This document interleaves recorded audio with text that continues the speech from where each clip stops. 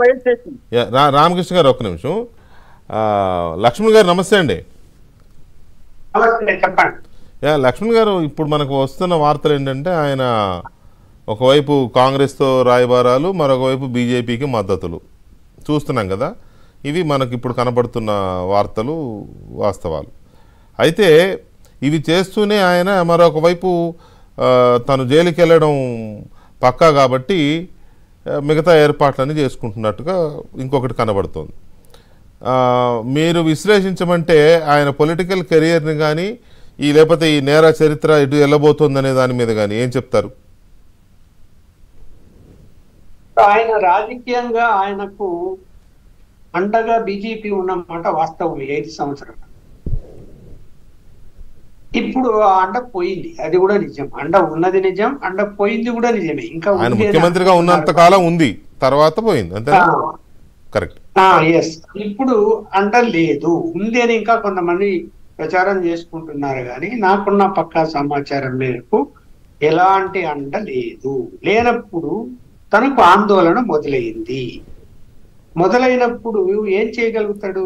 కేసులు ఖచ్చితంగా తరుముకొస్తాయి మీదికి. సరే, కొత్త కేసులు ఏమవుతాయి, ఎక్కడ దొరుకుతాడు, ఎక్కడ అవినీతి జరిగింది, ఇవన్నీ కూడా ఇంకా బయటికి తీయాల్సిన అవసరం ఉంది. ఒకవేళ అందులో ఎక్కడైనా ఏదైనా దొరికితే తప్పించుకోలేకపోవచ్చు దాన్ని ఇంకా. ఎందుకంటే ప్రస్తుత ప్రభుత్వం, ఎన్డీఏ ప్రభుత్వం అవన్నీ కూడా వైట్ పేపర్ ప్రకటిస్తామంటున్నది. కుంభకోణాలు ఎక్కడ జరిగాయి ఏంటి అన్నది ఇంకా పూర్తిగా ఆధారాలతో సహా బయటికి రావాల్సిన అవసరం ఉంది. కానీ పాత కేసుల్లో నేను ఆయన ముఖ్యమంత్రి అయిన తర్వాత ఆయన కేసులు విచారించే ఒక సిబిఐ జడ్జితోనే నేను వాళ్ళ ఇంటికి వేరే పని మీద ఇంకొక ఆయన నేను కలిసి వెళ్ళినప్పుడు, పేరు చెప్పదలుచుకోలేదు, జస్ట్ ఊరికే నా యాంగ్జైటీగా అడిగాను, జర్నలిస్ట్ గా అడుగుతున్నా, ఏంటి కేసుల వ్యవహారం అని. ఖచ్చితంగా ఎవిడెన్స్ ఉన్నది, శిక్ష పడుతుంది అని చెప్పాడు. చాలా క్లియర్గా శిక్ష పడుతుంది, ఎవిడెన్స్ ఉంది అని.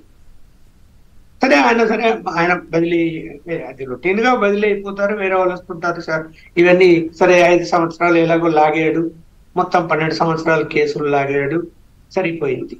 ఇప్పుడు అటు సుప్రీంకోర్టు తరుముకొస్తున్నది, మీరు ఎందుకు ఆలస్యం చేస్తున్నారు, పొలిటికల్ కేసులన్నీ త్వరగా పూర్తి చేయాలని చెప్పి ఇంతగా జీవి రెడ్డి చెప్పినట్టు.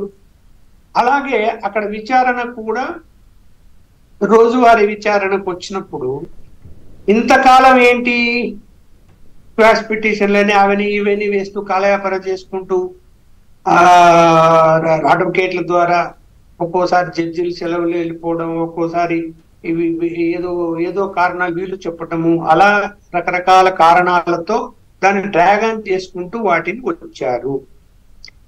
నేను అనుకుంటున్నా ఒకవేళ మన జడ్జి గారికి, మాజీ జడ్జి గారికి ఏమైనా జడ్జిల మీద అభిమానం, కోపం వస్తుందేమో తెలియదు. కానీ కొంతమంది జడ్జీలు కూడా ఇండైరెక్ట్ గా సహకరించారు అన్నది, ఈ కారణాలు ఏమో నేను చెప్పలేను, కానీ సహకరించారు, అందువల్లనే అది డ్రాగన్ అయ్యాయి అని మాత్రం చెప్పగలను.